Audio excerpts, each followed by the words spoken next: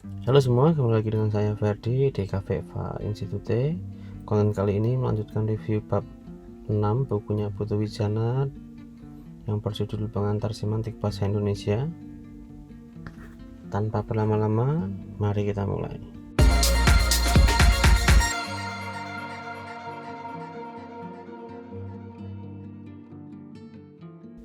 Oke, pertama kita mulai dengan konsep umumnya dulu, yakni tentang predikat.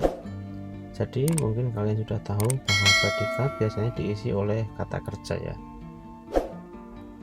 Kayak saya minum kopi, predikatnya minum. Saya makan steak, predikatnya makan. Nah, predikat memang menjadi sebuah fungsi yang sangat penting. Bahkan predikat adalah fungsi terpenting dalam suatu kalimat.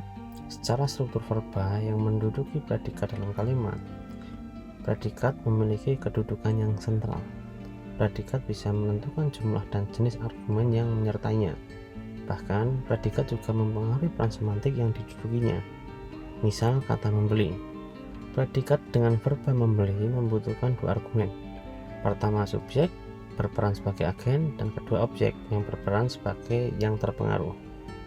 Nah, di bab 5 bukunya Putu Wijana ini membahas predikat yang menghadirkan 3 argumen atau lebih. Untuk itu, bab ini akan lebih spesifik membahas predikat transisi dan predikat transfer. Apa itu? Jadi, predikat transisi itu menghadirkan argumen yang bergerak dari suatu tempat ke tempat lain. Misal contoh ini, bus melaju Jogja Solo. Bus melaju dari Jogja ke Solo. Dia pindah Jogja London. Dia pindah dari Jogja ke London. Nah, dalam bahasa Indonesia, peran asal itu dimarkai dengan dari, sedangkan tujuan dimarkai dengan ke.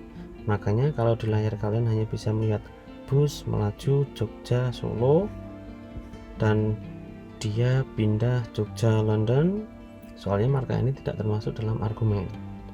Lalu berikutnya predikat transfer.